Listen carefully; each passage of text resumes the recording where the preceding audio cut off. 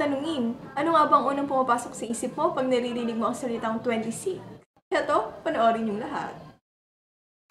Anong una mong naiisip pagka sinabi namin ang word na 26? Pag age of 26 siguro ko may kotse na ako nun tsaka sariling bahay. Ikaw ba kanina? Siguro graduate na ako nun ng law at saka I am a CPA lawyer. Wow! At the age of 26. Pero yung pangalan ko pala Mark, ang birthday ko November or 11, tapos ang date niya 26. Pag pinagsama, Mark 11:26. So nakalagay sa Bible, forgive so that your Father in heaven will forgive you. So pag 26, aside sa birthday ko, forgiveness. Wow! 26, yun yung cut-off namin sa office. Ang hirap! Magti-26 sa December. Ayun! Jelay, ano una mo naisip pag sinabi naming word na 26? After Christmas. 26 numbers! Age namin! Numero?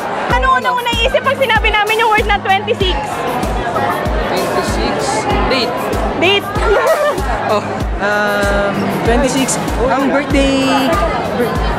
Edad ko yan, 2016. Kuya, ano una mo naisip pag sinabi namin yung word na 26? 26? Oo.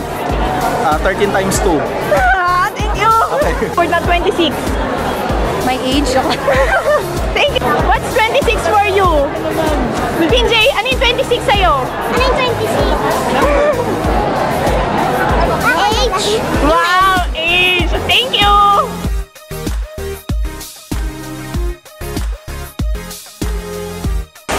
Anniversary!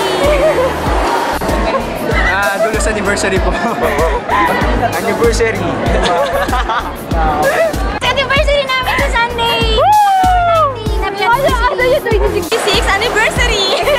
Sinabi 26 anniversary, ito yung there is something more na you will be excited more about and it is something na to look forward.